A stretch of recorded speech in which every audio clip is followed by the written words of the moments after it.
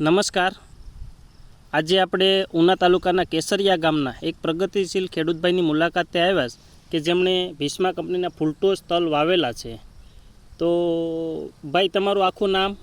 કનુભાઈ રાજાભાઈ મકવાણા, કેસરિયા, તાલુકો ઉના, જિલ્લો ગીર સોમનાથ.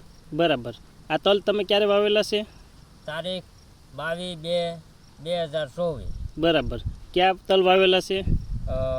ભીષ્માના ફૂલટોસ તલ વાવેલ છે. હા, બરાબર. અત્યારે તલનો ઉગાવો તમારા ખેતરમાં કેવો રહ્યો કનુભાઈ? તલનો ઉગાવો હાઈ કલાસ.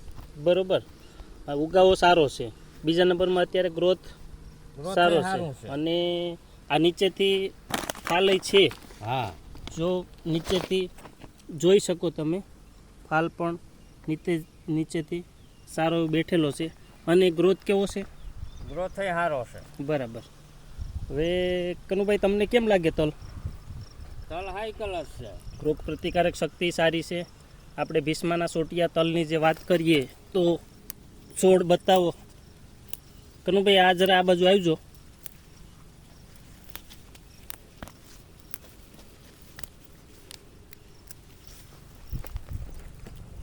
જોઈ શકો તમે, નીચેથી બરડા છે આવેલા છે.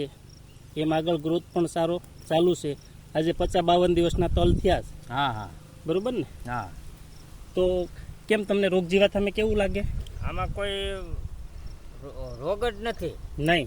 છંટકાવ દવાના એકઈ સાઈડ કર્યો નથી. છંટકાવ નથી આપ્યા. પાણી કેટલા આપ્યા? પાણી બે પાણી આપેલા છે. બરાબર ને? તો ખાસ કરીને હવે એક છંટકાવ સારો એવો માઇક્રોન્યુટ્રનનો આપી દે કનુભાઈ. હા, કે સારું એવું ઉત્પાદન આપે તમને. એ માટે થઈને ખાસ જોઈ શકો ખેડૂત ભાઈઓ, તલનો ગ્રોથ થઈ સારો છે. અને નીચેથી ફાલ પણ લઈ લીધો. નીચેલી જ ફાલ લઈ લીધેલ છે. એટલે એ હાટું મેં કીધું હજી એક દોધ જ નથી લાવી. બરાબર. ચાલો, આભાર કનુભાઈ.